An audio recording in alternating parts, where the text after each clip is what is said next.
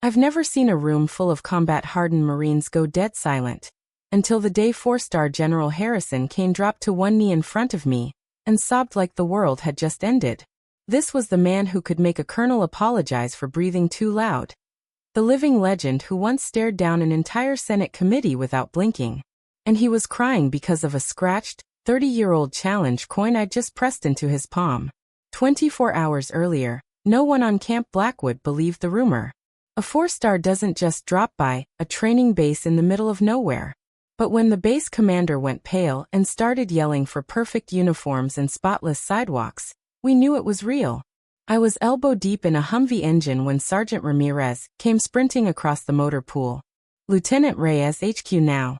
General Kane is wheels down in 12 mics, and the old man asked for you personally." Me. A 29-year-old logistics officer nobody notices. I wiped the grease off my hands and ran. By the time I reached headquarters, the entire base was vibrating with terror.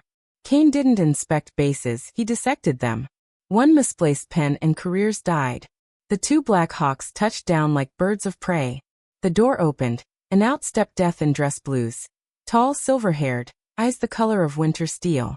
He ignored every salute until his gaze locked on me. "Name? Lieutenant Sophia Reyes, sir." Something flickered across his face. Shock, pain, maybe recognition. Then it was gone. "Reyes," he repeated, almost too soft to hear.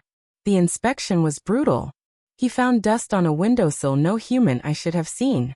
He shredded a major so completely the man looked ready to desert.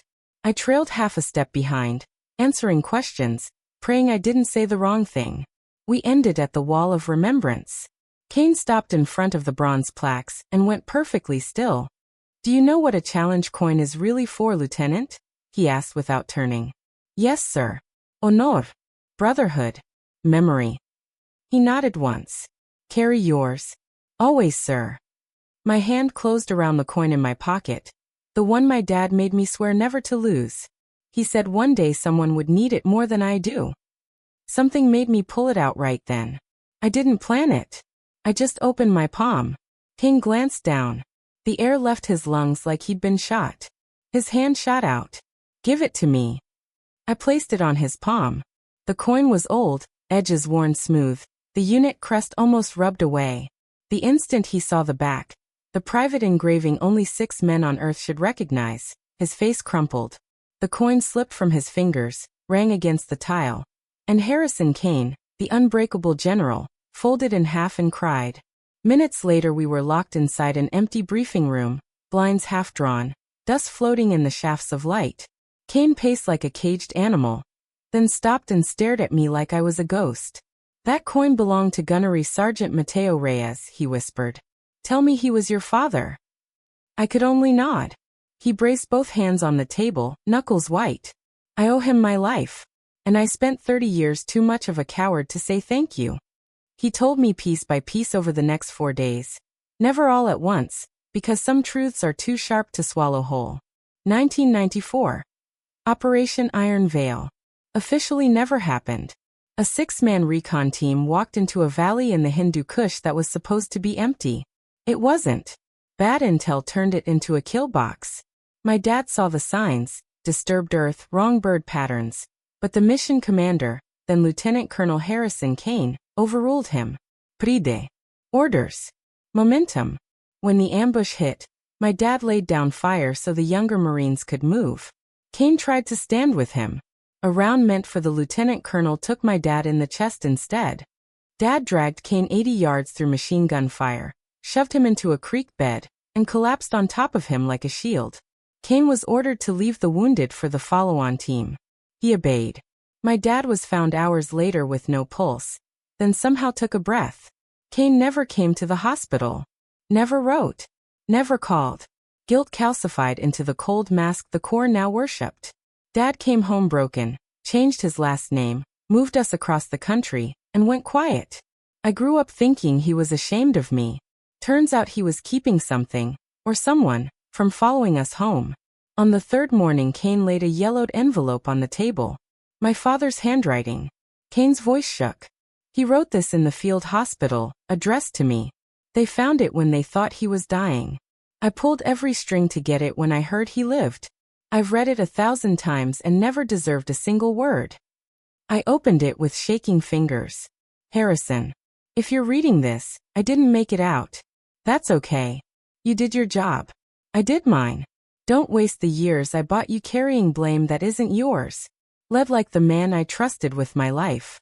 And if you ever meet my daughter Sophia, tell her her old man was proud of her every single day. Semper Fi. Mateo. Cain couldn't look at me. He forgave me before I even knew how to ask. On the fourth day, Cain slid a red classified folder across the table. Inside was a photograph of a younger Marine standing shoulder to shoulder with my dad, smiling, confident, alive. I knew that face. Colonel Ryan Whitaker, current Deputy Base Commander. The man who pinned my lieutenant bars on me last year. Cain's voice was iron. Whitaker was our intelligence liaison. He fed the enemy our route. When your dad started asking questions stateside, Whitaker paid him a visit. Told him little girls have accidents on playgrounds. Your dad went dark to keep you breathing. My blood turned to ice. That afternoon, Cain and I walked into Whitaker's office unannounced. Cain didn't raise his voice. He simply laid the coin, my dad's coin, on the desk between them. Whitaker looked at it and aged 10 years in 10 seconds. He didn't fight. Didn't deny. Just whispered. I was trying to save more lives than we lost. The math made sense at the time. Cain's reply was soft. Math doesn't get to bury heroes. Whitaker left the base before sunset. Quietly. Permanently. Afterward, Cain took me to an unmarked stone bench under the oaks. He pressed his own challenge coin into my hand. The twin of my father's, the one Dad had fished out of the dirt the day he saved Cain's life. Carry both, he said. One for the man he was. One for the man I get to be now, because of him and because of you.